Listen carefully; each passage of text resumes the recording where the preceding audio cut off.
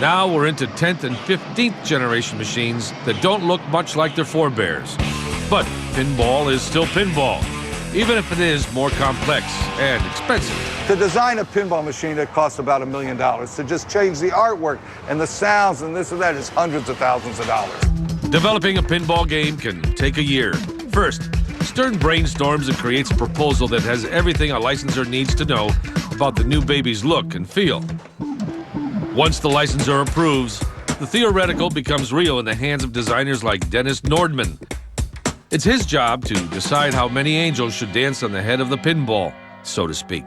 This drawing on the right side has everything that's on the game, including the top of the playfield and the bottom of the playfield. So if I put something on the top, all the mechanism that's underneath, you have to know how everything fits together. There's a spot that's called a sweet spot on the flipper that makes a real easy forceful shot. I actually know where that is. You leave the flipper up, catch the ball, and then it'll roll down the flipper. Boom. So we try to design our coolest shots right in the area where this sweet spot is. Believe it or not, we really try to keep the ball from rolling down the middle. So a lot of billiards physics involved in this. Yeah, angle of incidence and reflection.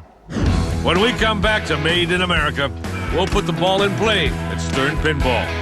Then welcome back to Stern Pinball, where the work is about having fun. The average pinball machine is composed of 3,500 parts, nearly all of which will be assembled by hand. Also, you got the whole diagram on a board. These boards have to be made different for each model. This is one of about 24 cables that go in a pinball machine. There's over half a mile of wire in a pinball machine. Meanwhile, another group of workers puts together the playing surfaces, which have already been silk-screened at another facility. This is the Elvis playfield. Holes are drilled with the aid of a metal template that's unique to each game. Different templates for different games. Because the parts are going in different places. Sure. After the cables are put on, we're going to mount all the various things on the top. Other factories in the area make the rails, ramps, and decorative pieces according to the designer's specs. Now it's getting to look like a pinball machine. It's got the little rails and Yeah. Hey, Gary, I see